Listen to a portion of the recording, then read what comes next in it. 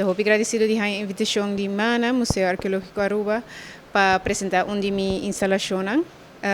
Ele waru para ano, caminha mita entre outros mostra portret na qual waru mostrado em exposição na Rijksmuseum na Holanda. Anto masaka portret riba e 6 islas no Caribe. Anto ma decidi apresentar versão nova na TNA aqui no Museu Arqueológico. Dentro da instalação também tem 3 momentos interativos com o público. Então, se toma lugar dia 25 de janeiro, na dia de Batico, caminha turenta invitar para entre 10 horas e meia para Jesus. Não pode inscrever no museu, para não passar e passa tempo junto com a instalação, caminhando na POAC e portrait, entre outros, para também escutar uma apresentação que me preparar para a audiência. Dus met de invitator heen bem wak. Dia de Batico, dia 25 de januari, museu lo abrir para público dia mais.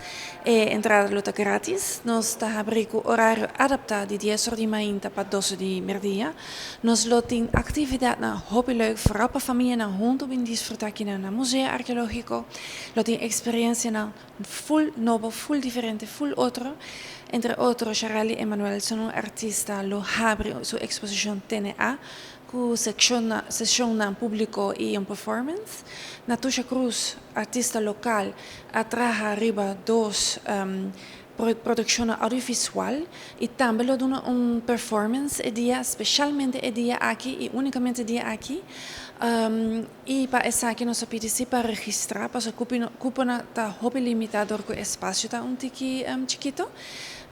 Por registrar na 5828979.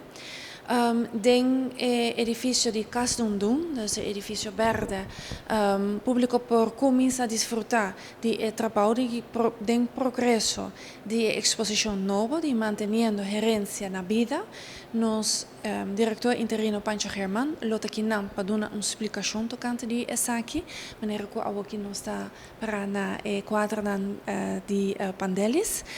Rebecca Rose Production lo estrena 4 di mini documentário nan dia aqui, que conta tocante entre outras a história de Cas e a família Ecurie, também de Dade Picus, que é arquiteto de Cas Ecurie, e também timeline de história de Aruba, e essa aqui pode contar na mão de obra de arte de Efraim Bretan, pintura de Efraim Bretan.